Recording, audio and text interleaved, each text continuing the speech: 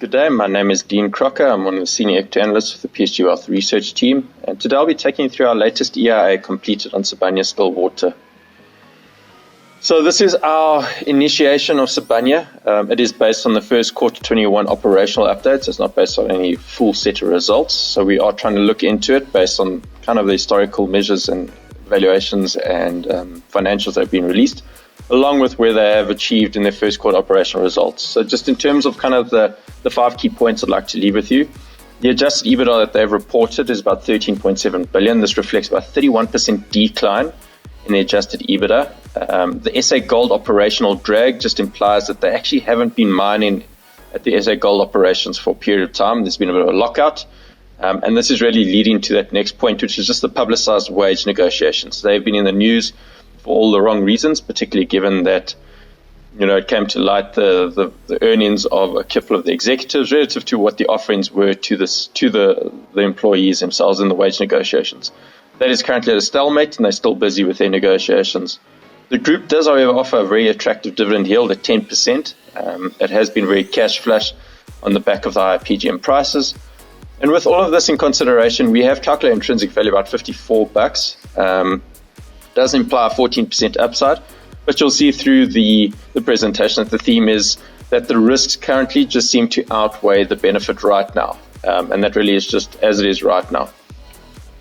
So in terms of the event, as I mentioned, it just was the first quarter 22 operational update. The EBITDA is down 31%.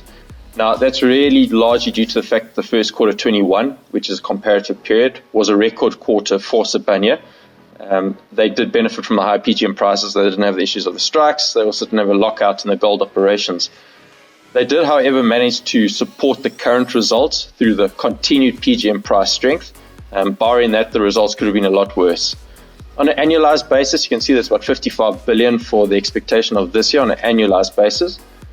This is relative to about 70 billion in the full year 2021 period, which is the last full set of results. And prior to that, I think full year 20 was 49 billion. So it is par on line with kind of your full year 19 or full year 20 results. The SA Gold operations have continued to be in a lockout, so they haven't really been mining or receiving any benefit from those operations of late.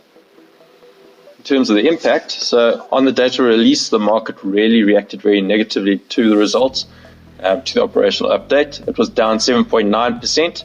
And the JSE relative to this was lower, only about 0.098%. On a year-to-date basis, they have managed to outperform the benchmark, albeit the fact that on the year-to-date basis, they are still negative 2.7%. So on an absolute basis, they are still down. And you can see on a 2-year basis, they have actually underperformed. Anything up until a 2-year basis, they've underperformed the benchmark.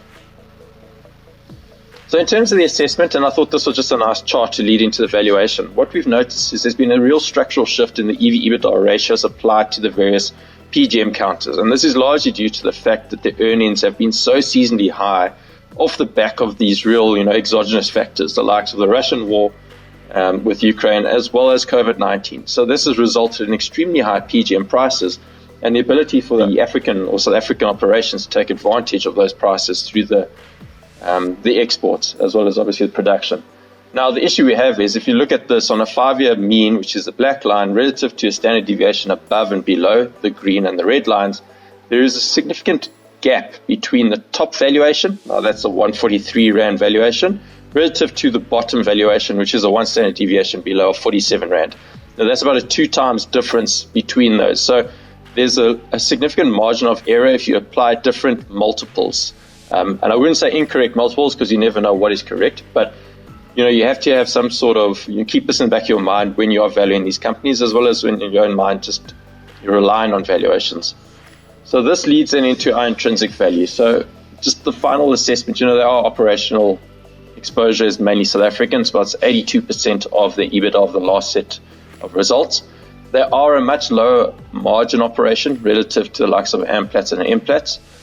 The wage negotiations, albeit they are coming in probably a bit hotter than Amplat's agreed negotiations, there is a risk of contagion given that the PGM wage agreement for their South African PG operations expires now in November 22. So there is that potential that the contagion risk, which they're definitely having issues currently with the local unions as well as the Department of Minerals.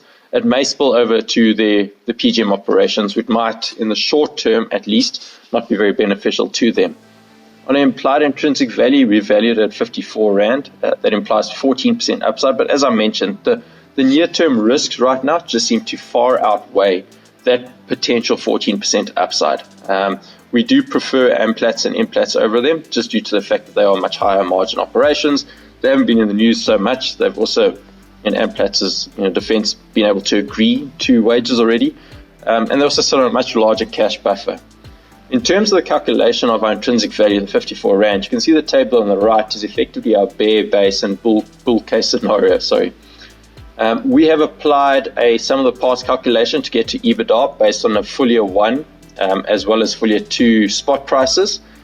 We have applied the EV/EBITDA multiples, and that's all included in the EIA for reference, reaching an intrinsic value of about that 54.48. Now, they are sitting on net cash of about 657 million at this point in time, so that's not bad at all.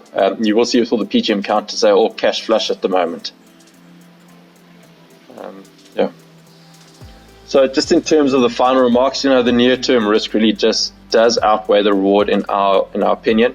They have shown really weak operational results, maybe off the back of the significantly higher first quarter 21 results. There is that dragging cost and contagion risk associated with the wage agreements, which aren't helping their current results.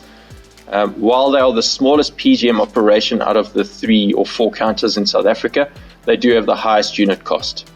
Our intrinsic value of 54 Rand does imply 14% upside, but based on all the risks and the near-term risks that we have seen and discussed, we do maintain our hold recommendation. Should you wish to place a trade, you're more than welcome to speak to your financial advisor.